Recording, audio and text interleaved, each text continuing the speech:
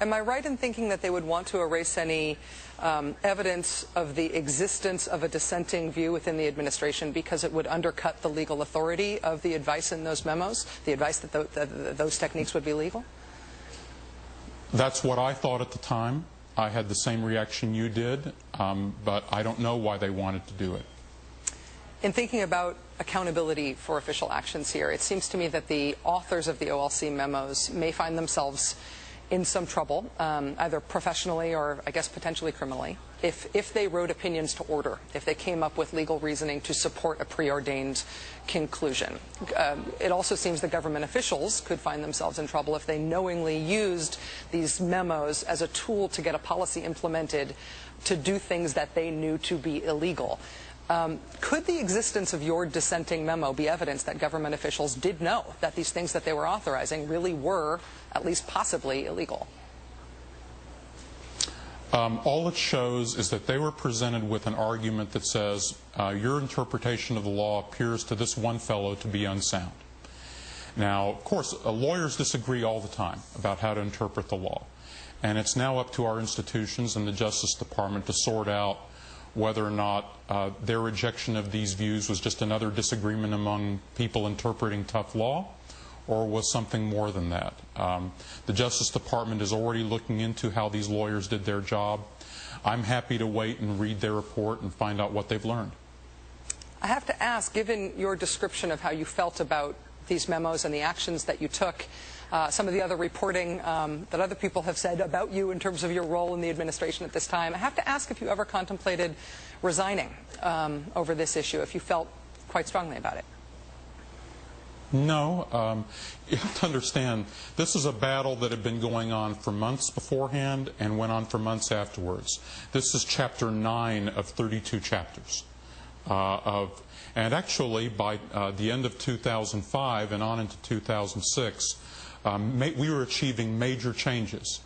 We were achieving major changes in what the standards would be that would govern what we were doing, major changes in what the CIA was actually doing in the sites, and important changes in the way we were beginning to talk to our allies about these problems and move towards bringing these people out of the black sites and into the light, where they would see lawyers, the Red Cross, all of that. That's a decision that we achieved in 2006 that was made by President Bush in 2006.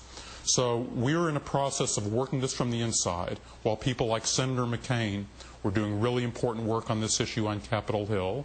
Supreme Court delivered a very important opinion on this, Hamdan versus Rumsfeld, during 2006. So we were part of a combination of forces that was trying to move our government in a different direction, to turn the page and get this moving in a healthier direction. And I think we began turning that corner in 2006. I feel like I'm starting to understand your reasoning and the way that you approached this, just from talking to you now and from what I know about your actions. But there is one thing that still doesn't resonate for me, and that is in 2005, when you found out that this memo that you wrote, which said this Office of Legal Counsel attempt to say that things like hanging people from ceilings and sleep deprivation, these other things, is illegal, it's wrongly reasoned. There's them saying this is legal under U.S. law is an inappropriate legal understanding. It's an inappropriate understanding of U.S. law. When you found out that they were collecting your memo with that criticism in it and destroying it so there would be no evidence of it, at a time when you knew that they were going to carry out those techniques, which you must have believed were not legal since you had seen the legal rationalization for it, it's hard for me to believe that you would not think about resigning or blowing the whistle or saying publicly what was going on at that time. It was my job to fight this with every ounce of energy at my disposal, using the legal means in front of me. And frankly, that's the same way they should have approached their job, is work within the institutions you've got, the institutions our country gives you. They weren't committing an act of obstruction of justice by trying to destroy copies of the memos, and they did not succeed in destroying all the copies of these memos. Just because they disagree with an alternative view doesn't mean that my view was right.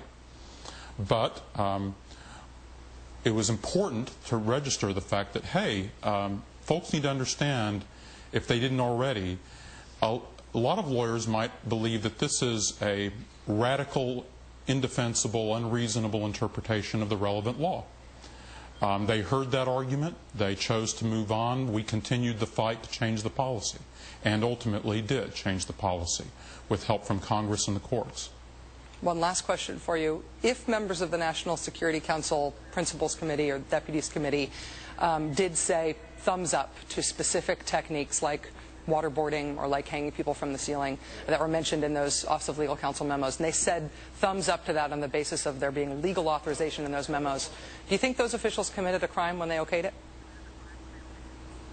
I'm going to obey the same advice I would give to President Obama, which is when people argue that crimes have been committed, our country has institutions to sort this out. One of those institutions is the Department of Justice and the Attorney General. President Obama ran on the platform that we're going to depoliticize the Department of Justice. Well, let's do that. Let's refer all those questions to the Department of Justice.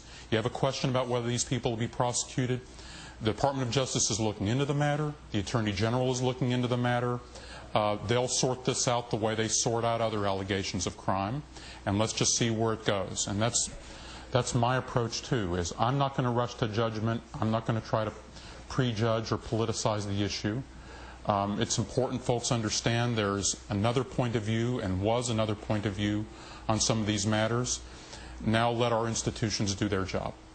Philip Zelikow, former State Department counselor, Deputy for Secretary of State Condoleezza Rice, thank you so much for coming on the show. It's invaluable to have your perspective and to hear how things went from your point of view in the administration. Thank you, sir. Thank you. The former Vice President, Dick Cheney, has dropped his former reticence about talking to the media and is now officially ubiquitous, appearing on just about every cable news show except this one. Come on, Mr. Cheney. Come on, it'd be fun. His latest message to his public is that he would like more secret interrogation memos to be released, please. It's like we don't even know this guy anymore. We'll have more on that in a moment. This weekend, we'll reveal the incredible secret